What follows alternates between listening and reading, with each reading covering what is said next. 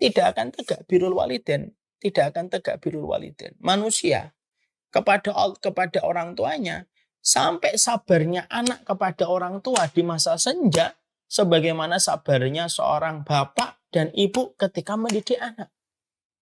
Makanya tidak mengherankan kalau balasannya itu langsung surga.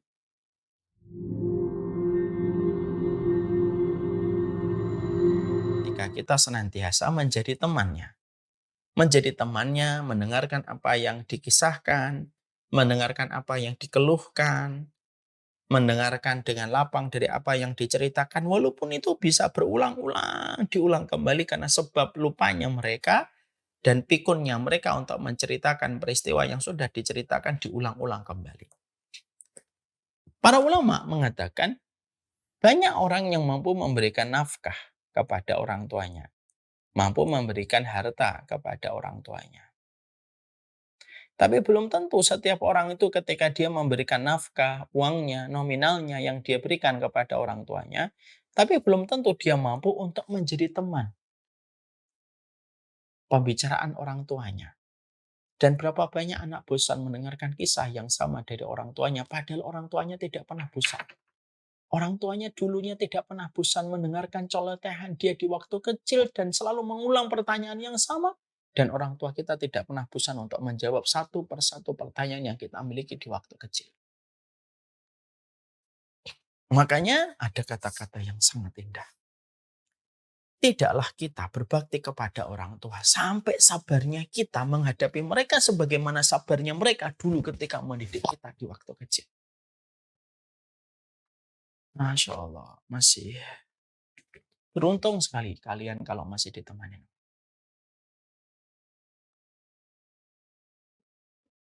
Jadi di situ kita mendapatkan tidak akan lurus, tidak akan tegak. Birrul walidain manusia tidak akan tegak birrul walidain, tidak akan tegak birrul walidain. Manusia kepada orang tuanya sampai sabarnya anak kepada orang tua di masa senja sebagaimana sabarnya seorang bapak dan ibu ketika mendidik anak. Makanya tidak mengherankan kalau balasannya itu langsung surga. Makanya tidak mengherankan kalau orang yang gagal mendapatkan surga ketika mendapati orang tuanya ketika tua didoakan celaka oleh malaikat. Ragima anfuh. Man adraka abawahi ingdal kibari falam yadkhulil jannah. Celaka sekali. Celaka betul. Siapa yang celaka itu? Orang yang diberikan kesempatan menjumpai bapak dan ibunya di masa senja dan di masa tua. Tapi justru anaknya tidak bisa masuk surga. Padahal mendapatkan kesempatan berjumpa dengan orang tua di masa senja. Itu merupakan hal yang paling gampang untuk memasukkan manusia ke dalam rahmat dan surganya Allah. Kok sampai manusia tidak bisa mengambil jalan itu tuh kebangetan sekali. Saking kebangetannya ketika melampaui batas, para malaikat mendoakan celaka Muhammad kalau ada umatmu yang semacam itu. Maka akhirnya menemani mereka. Jangan siksa mereka dengan ruang kerinduan. Jangan paksa mereka, jangan siksa mereka dengan kesibukan kita, dengan media sosial. Jangan siksa mereka dengan berbagai macam hal yang selalu menyibukkan kita dari hobi-hobi kita. Yang sampai akhirnya menjadikan kita lupa ada orang tua yang menunggu kita untuk mendengarkan kisah-kisah yang mereka ingin tuangkan sebelum mereka berpulang kepada Allah. Mereka itu pengen pulang. Mungkin banyak orang tua juga tidak mau untuk ngerepotin anak.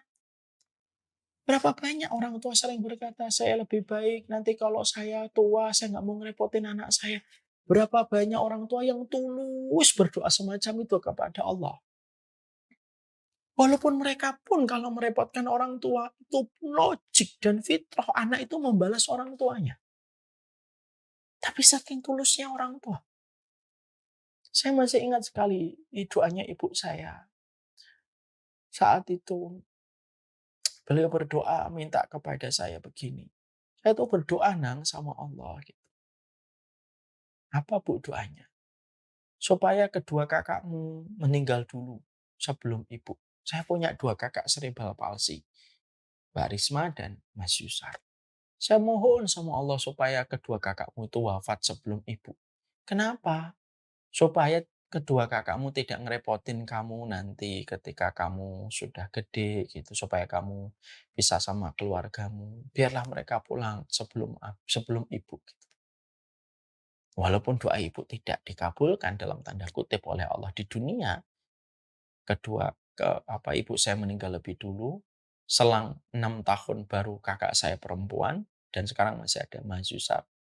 Tapi di situ kita menjumpai dan kita mendapati itulah ketulusan seorang ibu. Itulah ketulusan seorang bapak. Yang mereka butuhkan itu bukan uang sebenarnya. Walaupun mereka tidak kita nafikan dan kita ingkari, mereka memang butuh uang.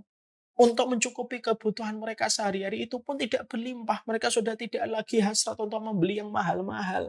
Karena mereka juga bisa mengukur diri mereka masing-masing gitu.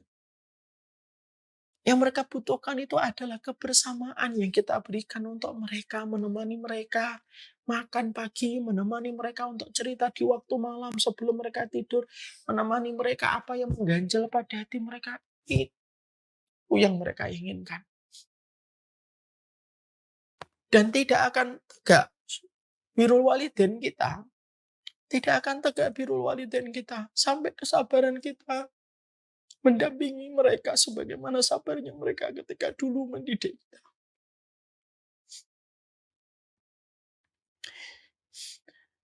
Itu arti birrul walidain untuk itu.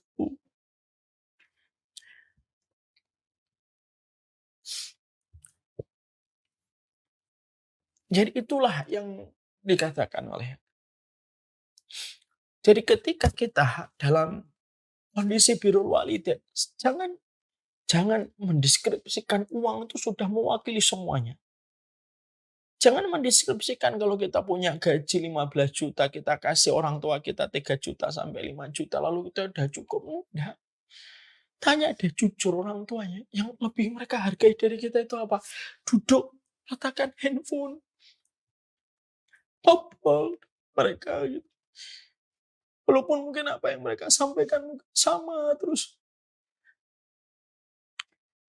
Itu jauh lebih mahal daripada apapun. Seiring nanti kita tua, kita akan ngerasain betul yang kita butuhkan sama anak itu ya anak itu senang sama kita. Makanya kalau kayak saya, anak-anak sudah mulai besar gitu ya. Kadang-kadang kan kita sedih gitu, anak-anak sudah digendong sudah nggak mau, kita sedih. Ya, kadang-kadang mereka punya sesuatu, mereka ceritakan sama ya, temennya tapi nggak diceritakan sama kita. Kita kan sedih kan Pak. Sama lah, orang tua itu ketika semakin tua semakin sensitif. Makanya saya sering menasihati diri saya dan setiap orang gitu. Ya kalau kita dapetin orang tua kita semakin sepuh itu semakin sensitif. Udah dimaklumi, nggak usah dimasukkan ke dalam hati perkataan mereka. Mereka menghadapi hari yang besar, mereka menghadapi hari-hari yang berat ketika mereka sadar satu persatu teman-temannya sudah wafat. Kabar-kabar yang mereka sering dengarkan itu tentang kematian fulan teman-teman SMP-nya dan teman-teman SMA-nya. Dan itu yang menjadikan kita tidak usah semua perkataan mereka kalau mereka lagi sebel terus tiba-tiba mengeluarkan kata itu, kata ini, dimaafkan karena mereka masanya berat. Temani mereka, ngobrol dengan mereka.